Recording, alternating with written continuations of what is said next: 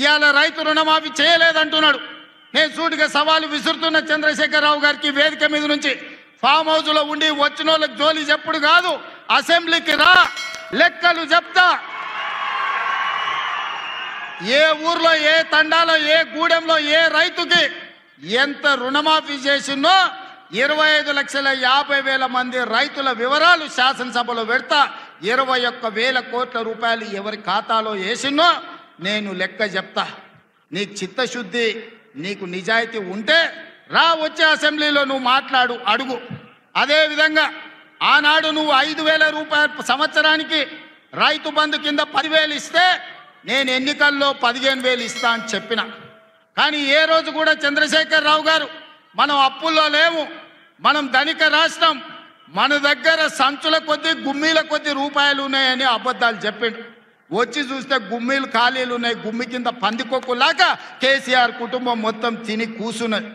అయినా అధైర్యపడకుండా 15,000 బదులు ఆనాడు నువ్వు ఇచ్చిన 10,000 ఎగ్గొట్టిన 10,000 కాకుండా ఇవాళ 12,000 రూపాయలు సంవత్సరానికి రైతులకు ఇవ్వాలని రైతు భరోసా కార్యక్రమాన్ని జనవరి 26 తారీఖు నాడు ప్రారంభించుకున్నాం. మార్చి 31 లోపల ప్రతి ఎకరాకు వ్యవసాయ యోగ్యమైన భూమికి ఎకరాకు 6,000 చొప్పున మీ ఖాతాలో వేసే పూచి నాది అని నేను ఈ వేదిక మీద నుంచి చెప్పదలుచుకున్నా.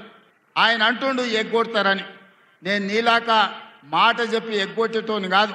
దళితులకు 3 ఎకరాలని ఎగ్గొట్టినావు, దళిత ముఖ్యమంత్రి అని ఎగ్గొట్టినావు, డబల్ బెడ్రూమ్ ఇండ్లు అని ఎగ్గొట్టినావు. ఇట్లా చెప్పుకుంటూ వెళ్తే 100 మాటలు ఇచ్చి ఎగ్గొట్టిన చరిత్ర నీది, పంగనామాలు పెట్టిన చరిత్ర నీది. చంద్రశేఖరరావు 10 ఏళ్ళు పరిపాలన చేసి ప్రజల దగ్గరకు పోతే డిసెంబర్లో అధికారం కోల్పోయినావు, జూన్లో డిపాజిట్లు కోల్పోయినావు పార్లమెంట్లో. ఇప్పుడు మెదడు కూడా కోల్పోయినట్టే ఉన్నాడు ఆయన పెద్ద మనిషి ఫామ్ హౌస్లో పండుకొని. డిసెంబర్లో ఆయన అన్నీ చెప్పిండు. ఆయన గుడిలు దర్గాలకు దస్తీలు కప్పిండు, గుడిలకు పోయి దండాలు పెట్టిండు. పెట్టిన తెలంగాణ ప్రజలు 10 ఏళ్ళు పెట్టిన ఆయన అరగోసకు ఇవాళ ఆయన గుణపాఠం చెప్పి ప్రభుత్వాన్ని దించిండు. అట్లే అబద్ధాలు చెప్తే పార్లమెంట్లో గుండు 0 ఇచ్చిండ్రు, ఆయన గాడిద గుడ్డి ఇచ్చిండ్రు. అయినా బుద్ధి మారలే. 14 నెలల నుంచి అంట ఆయన ఫామ్ హౌస్లో వండుకొని గంభీరంగా చూస్తుండ. ఎవరిని చూస్తున్నావా గంభీరంగా? అచ్చోసిన ఆంబోతులాక నీ కొడుకుని అల్లుని ఊరు మీద వదిలినావు. మైసమ్మ మనేది జాంగీర్పీర్ల దర్గాకు వదిలిన మేకపోతులాక ఊరు మీద పడి మేస్తా ఉన్నారు నీ కొడుకు, నీ అల్లుడు గారు. నోరు తెలిస్తే నిజంగా ఒకటేమో ఆయనకు వచ్చింది తిట్ల పురాణం, ఇంకేం రాదు. తిట్టు రాబోయంటే మాత్రం జోరుగా తిడతాడు. మాకు రాదా తిట్లు? మనకు రావా ఊళ్ళల్లో తిట్లు? ఒక్కొక్కరికి మైక్ ఇస్తే ఇప్పుడు మీరు ఒక్కొక్కరు వాళ్ళ చెవులు మోగి మూసుకోవాలి, అట్లా తిట్టచ్చు. కానీ మనకు సంస్కారం ఉంది. నేను అంటాడు ముఖ్యమంత్రి, మీరు చూసిన అందరూ కొడంగల్లో యాడ్ను మాట్లాడి నిన్న ఏమంటాడు, కేసీఆర్ నువ్వు కొట్టుడు కాదు, నువ్వు నిలవాడు, సరిగ్గా నిలవాడు, కట్టలేకుండా నిలవాడు అంటుండు. ఒక 71 ఏళ్ల పెద్ద మనిషిని పట్టుకొని సంస్కారం లేని ముఖ్యమంత్రి గారు ఏమంటున్నాడు, కట్టబట్టుకొని నిలవాడు అంటుండు. నేను చెప్తున్నా ముఖ్యమంత్రికి, రేవంత్ రెడ్డి గారు నీకు సంస్కారం లేకపోవచ్చు, కానీ ఒక్కటి గుర్తుపెట్టుకో, కేసీఆర్ ఆయన నిలబడు కాదు, 4 కోట్ల తెలంగాణ ప్రజల ఆత్మగౌరవాన్ని నిలబెట్టిన వాడు కేసీఆర్. తెలంగాణ అనే రాష్ట్రాన్ని ఏర్పాటు చేసి దేశం ముందు సమున్నతంగా నిలబెట్టిన వాడు కేసీఆర్. అందుకే మా చెల్లె రజని ఒక మాట అన్నది నిన్న, నాకు బాగా నచ్చింది. ఏమన్నది ఎరికేనా?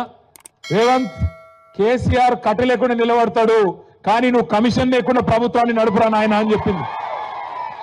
కమిషన్ తీసుకోకుండా ప్రభుత్వాన్ని నడుపు దమ్ముంటే ఆయన కట్ట లేకుండా కాదు మంచిగా నిలబడతాడు. ఆయన కొడితే ఎట్లుంటుందో నువ్వు కాదు, నీ పాత గురువు గారిని అడుగు, చెప్తాడు కొడితే ఎట్లుంటుందో. నీ ఇప్పుడు గురువుని అడుగు, నీ గురువుని అడుగు, రాహుల్ గాంధీ వాళ్ళ అమ్మని అడుగు, చెప్తుంది ఎట్లా ఢిల్లీ మెడలు వంచి తెలంగాణ తెచ్చిండో కేసీఆర్ కొడితే ఎట్లుంటుందో ఆ దెబ్బ తిన్నోళ్ళని అడుగు, తెలుస్తుంది.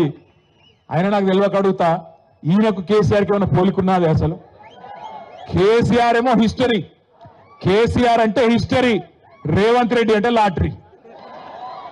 టికెట్ కొనకుండా లాటరీ గెలిచిపోయాడు, టికెట్ కొనకుండా లాటరీ గెలిచినాడు రేవంత్ రెడ్డి. తప్పిదారి అడ్డివారి గుడ్డి దెబ్బలు ముఖ్యమంత్రి అయితే ఇక ఆవుతలేడు మనిషి. అరే అయ్యా, నీకంటే ముందు చాలా మంది పనిచేశారు నాయన ముఖ్యమంత్రులు. రేవంత్ ఒక్కటి గుర్తుపెట్టుకో, ఒకటి యాది పెట్టుకో, కేసీఆర్ పేరును నువ్వు కాదు కదా కాంగ్రెస్ తాత జేజమ్మలు దిగొచ్చినా ఎవరు మర్పించలేరు. తెలంగాణ ఉన్నంత కాలం తెలంగాణ రాష్ట్రం ఉన్నంత కాలం తెలంగాణ ఎవరు తెచ్చిండ్రు అంటే ఎవరంటారు? మరి గిట్లున్నాక ఆయన ఏం బిక్తాడు నాకు అర్థం కాదు. నేనేమంటున్నా, మాటలు మస్తుగా చెప్పచ్చు రేవంత్ రెడ్డి లెక్క, నేను కూడా నరకచ్చు.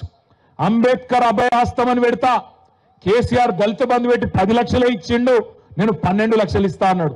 ఇచ్చినవా ఒక్కలకన్నా? పడ్డాయా ఎక్కడన్నా టకీమని పడ్డాయా? బీసీ డిక్లరేషన్ అన్నాడు, 20,000 కోట్లు ఇస్తా అన్నాడు బీసీలకు సంవత్సరానికి, మొత్తం 1,00,000 కోట్లు ఇస్తా అన్నాడు బీసీలకు. పడ్డాయా?